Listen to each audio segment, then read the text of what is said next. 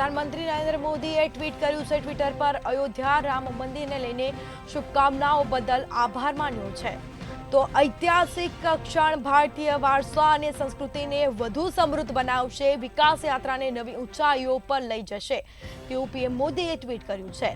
તો પ્રધાનમંત્રી નરેન્દ્ર મોદીએ ટ્વીટ કર્યું છે। ટ્વિટર પર અયોધ્યા રામ મંદિરને લઈને શુભકામનાઓ બદલ આભાર માન્યો છે।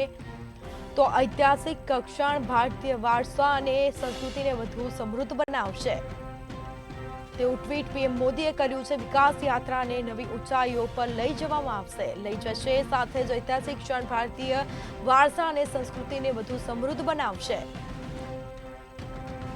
વિકાસ યાત્રાને નવી ઊંચાઈઓ પર લઈ જશે તેવું ટ્વીટ પીએમ મોદીએ કર્યું છે। અયોધ્યા રામ મંદિરને લઈને શુભકામનાઓ બદલ આભાર પણ માન્યો છે। પ્રધાનમંત્રી નરેન્દ્ર મોદીએ આ ટ્વીટ કર્યું છે। તો લોકોમાં અનેરો ઉત્સાહ જોવા મળ્યો છે। આજે ભગવાન શ્રી રામ બિરાજમાન થવાના છે। ઐતિહાસિક ક્ષણ ભારતીય વારસા અને સંસ્કૃતિને વધુ સમૃદ્ધ બનાવશે।